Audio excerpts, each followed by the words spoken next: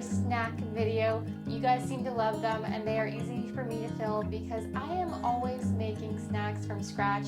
They save us so much money and they're healthier, and most of the ones I make are quick and easy. In this video I'm going to be showing you some budget-friendly snacks that I like to make on a regular basis, and along with that I'm going to do a cost breakdown so you can see how much they cost to make for your family. And this video is extra exciting because I am doing this video with my friend on ThatHippyFamily's channel. Her name is Ashley, and she's also doing a snack video where she includes 5 snack recipes. So if you want more than what's here, make sure to go check her channel out. I have been following her for years now. She makes family vlog style content. I do not miss one of her videos. Honestly, I love her channel, and I think if you like my channel, you will definitely like her channel. So I'll link her channel down below. For this first recipe, I am going to be making some bread. Bread is probably one of the cheapest snacks to make, and it's so versatile. You can top it with hummus, some peanut butter, jam, and then along with that I am going to be making some jams from some rhubarb that we picked from the garden, and along with some strawberries. I'm just going to mix this all together and then form it into a ball, and then I'm going to let it set for probably 2 to 3 hours, kind of just depending how quick it rises. It is summertime now, so thankfully things take a lot less time to rise in the winter because our house is old and poorly insulated.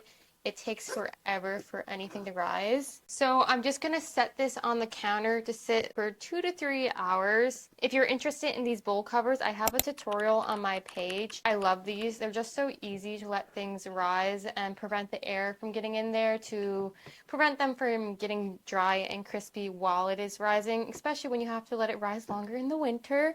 So while this is rising, I have a couple other snacks I want to make before Makai and Kai gets home. Next, I'm going to be making some rhubarb and strawberry jam. I have some rhubarb and strawberries I harvested this year and already cut up that is in the freezer that needs to be used up because we have a small freezer and it's taking up all the space. So I'm going to make a rhubarb and strawberry jam that will hopefully last us even in the fall. One thing that has been helping me save so much money over the last couple weeks is an app called Resemi.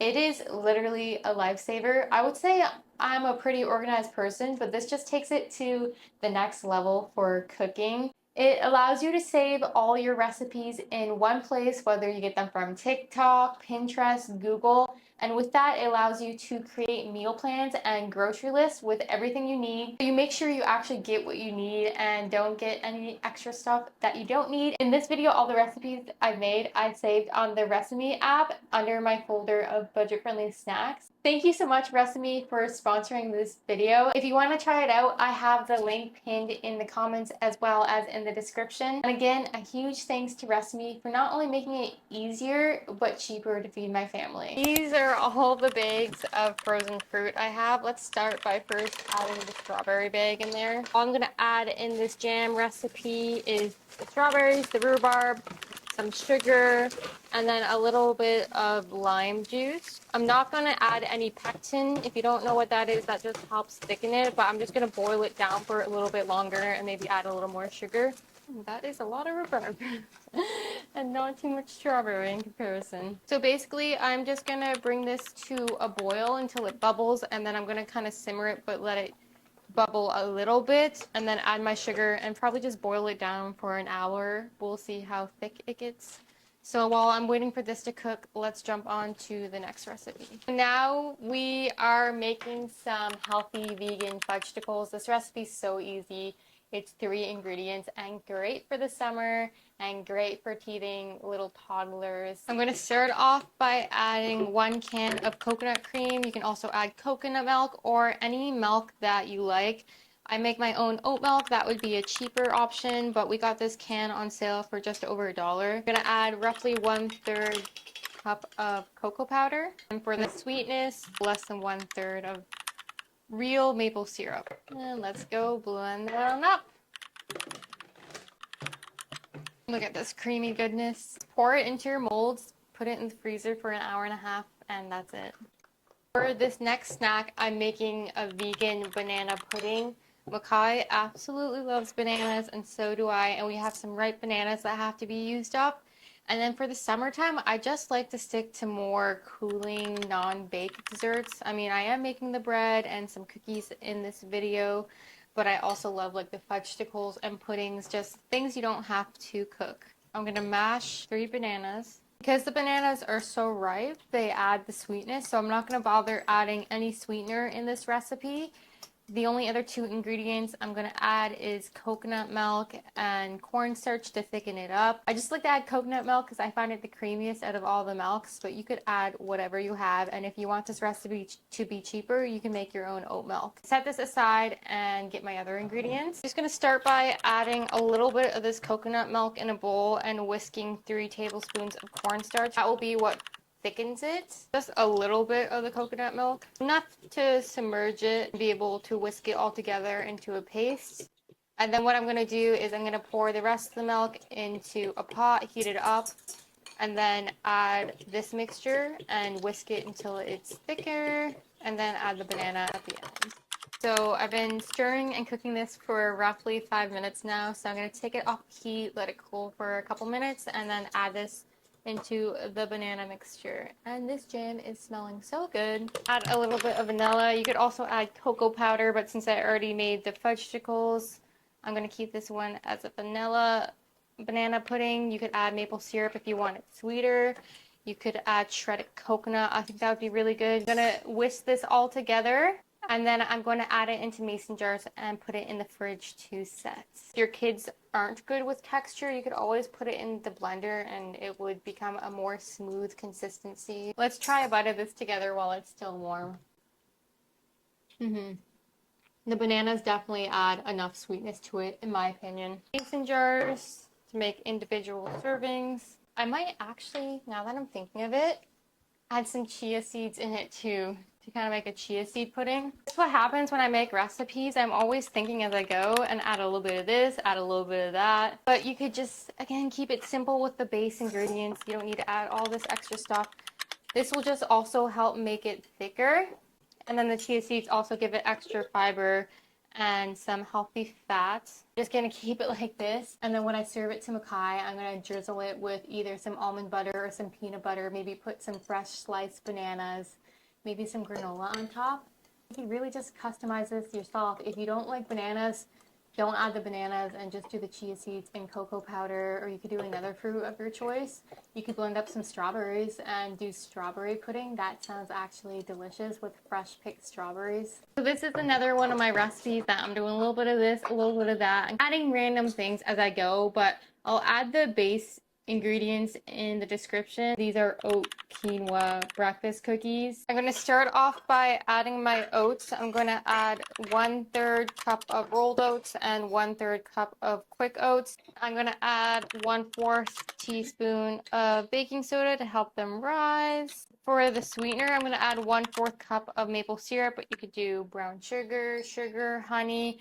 I would do bananas in this recipe too. That would be really good, but I feel like I've already done so many banana flavored things this last 2 weeks, so I'm gonna opt for maple syrup this time, but a banana would be really good in here too. Probably add 2 to 3 ripe bananas mashed. And then you're gonna add 1/2 cup of tahini, and this just helps stick everything together. But also add any other fat of your choice, peanut butter, almond butter, coconut oil. I'm gonna add 2/3 cups of quinoa. That's literally your base ingredients. Anything else you add is extra. Also a great way to get seeds and fiber, some protein into your kiddos because it's in a cookie form, so they're more inclined to eat it. I know Makai loves these. I'm gonna add a pinch of salt. I preheated my oven to 350. I'm just gonna line these on the baking sheet and then cook them for like 10 minutes.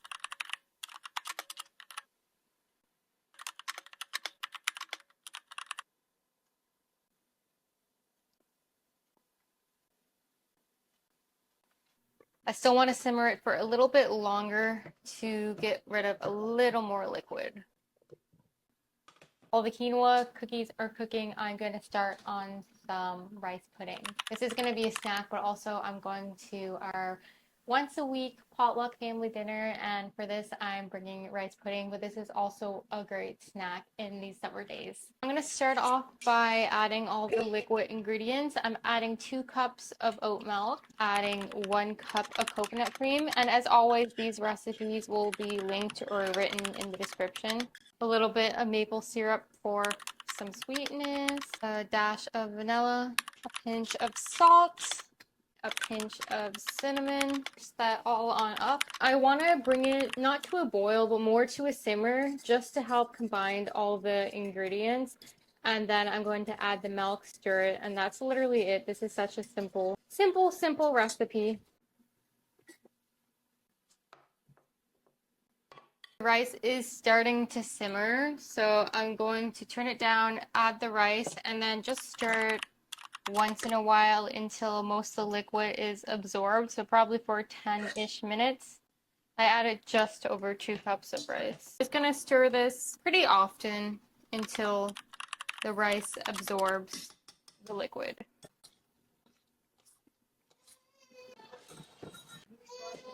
Okay, Makai just fell asleep, and I want to say the dough has been rising for probably 3-ish hours. I would say it basically doubled. So I'm just going to form it into 2 loaves on this baking sheet here, and then let it rise for an additional 45 minutes and bake it. I have a silicone baking sheet on here, but just to be extra cautious, I'm going to sprinkle a little bit of whole wheat flour to prevent the loaves from sticking. These into 2 logs. I'm just gonna let this rise. The rice absorbed all the liquid, so I'm just gonna transfer it into this glass bowl. You could also add more liquid if you like. I'm just gonna top this off with a little bit of cinnamon. That is the rice pudding. Look how good that looks. Put this bowl cover on it since we don't use plastic wrap, and then put that in the fridge. The cookies are also all done. Look how good these look. It tastes really good too. I think the jam has boiled down long enough to my desire. I was gonna water bath them, but then I realized I don't have a big enough pot. The one that I use is at my mom's house. It's boiled down to probably 1/4 of the amount. It's probably gonna fill 3 mason jars full. For the last snack of the day, I am just gonna make some popcorn. I know I've shown this in a couple of my videos, but it's so easy, simple, and I can't not show this in a budget-friendly snack video because it is the most budget-friendly snack. I only have a little bit of kernels left, but I'm going to cook what I have. And I also wanted to make these because I made a lot of sweet snacks today, and we need some savoriness in our lives. Little kids cannot eat this. I do not give this to Makai. I pack this in Kai's lunch sometimes for a cheap snack. I'm going to keep it really simple and just add salt and butter. What you're going to do is you're just going to let the pot heat up here and the oil to melt. And then once it's all heated up, you add your kernels, shake it once in a while, and then when they're all popped, that's it. It's super easy, quick, simple, cheap. It checks all the boxes.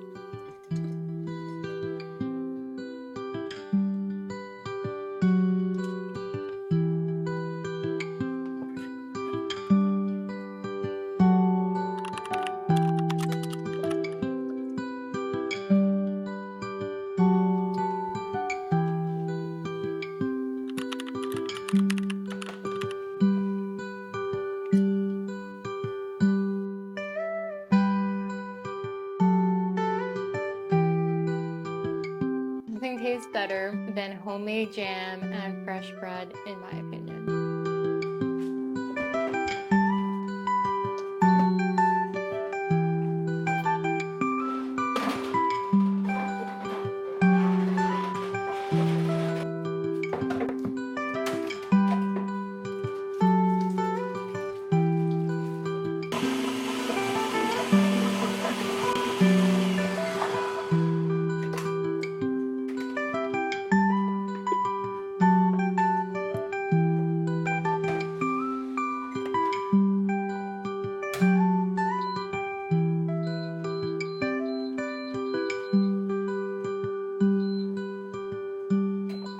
It is now multiple days later, and the fruit leather has been done for a while, but we've just been super busy around here. It is all dried. This dried a lot quicker than the flowers. Obviously, The calendula is not a snack. I just wanted to conserve on energy, so I dried them both at the same time. These I'll save for another video, but I'm going to probably infuse these with oils and make some sort of solve with it. You've seen me make the fruit leather here multiple times. I ended up making this as a snack because I had some rhubarb left over that didn't fit in that pot for the jam. Thank you for watching.